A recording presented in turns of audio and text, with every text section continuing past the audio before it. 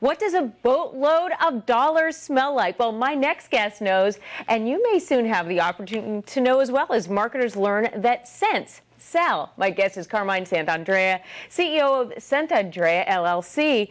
Carmine's company has created Smell-O-Vision, I kid you not, a method that actually allows companies to brand the scent of some products. Carmine joins me from Los Angeles. Great to have you here, Carmine. Thanks, Mary.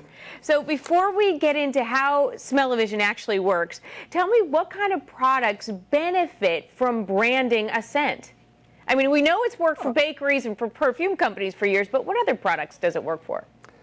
Well, as an example, Procter & Gamble scents every single one of their products to make the product more appealing, and then they wrap the product and put it on the shelf, and that appeal is not there at the point of purchase when needed. So we put the scent in the aisles of the products, and it's a natural for you to want to smell a product, particularly before you eat it. Okay, that makes a lot of sense. It's actually quite native. Yeah. It's quite native. The whole idea, it goes back to the cavemen when they had to smell their meat before they ate it. Hey, make sure you're not going to get poisoned, right? Okay, I'm buying into this. So what about things, though, like maybe a fabric softener, which isn't something you're going to eat, which they do, as you point out, spend a lot of money developing the fragrances for these products, whether it's soap or fabric softener or whatever. How does it work as far as our purchases? How does that actually drive our purchases while we're in the store that we would want to have a waft of one product over another?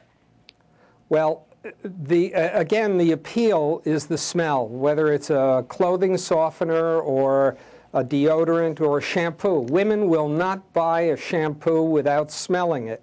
And the result is that you often find bottle caps opened and left on shelves, which is not a good thing for marketers. But if you could smell the different shampoos, or like the product Axe, which is a men's body bath, when you smell it, you're attracted to that aroma and will buy the product.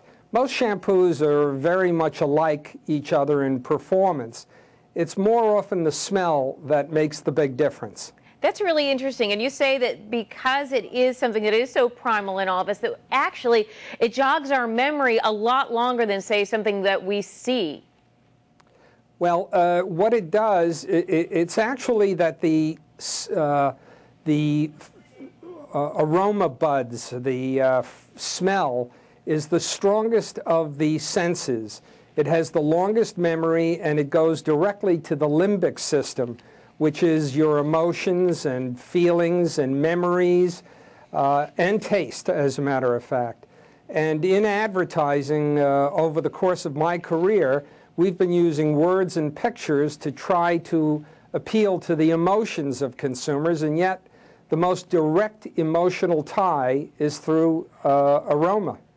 Okay, so let's tell our viewers how this works now, because I think you got us all on board that it makes sense to do it. We're used to, in the magazines, the perfume ads that have the scent of the perfume on it.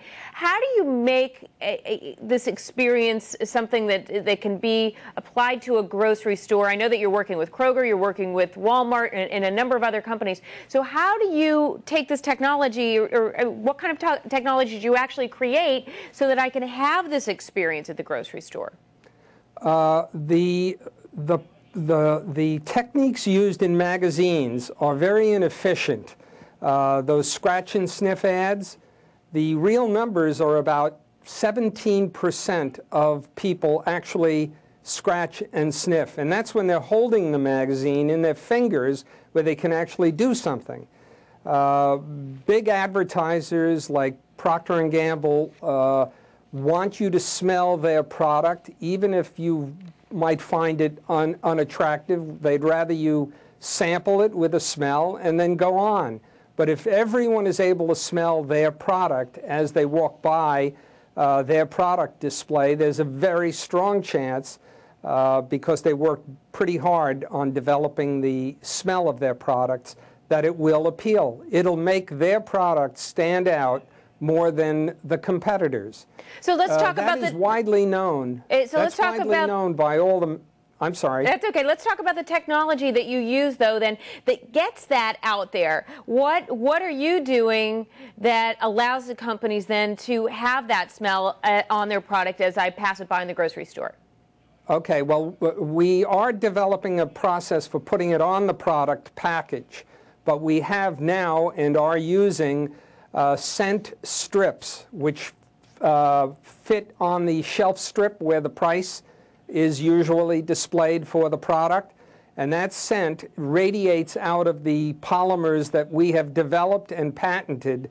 All of our processes, we have 26 patents on our processes that have been developed in the last 2 years. So it's new technology.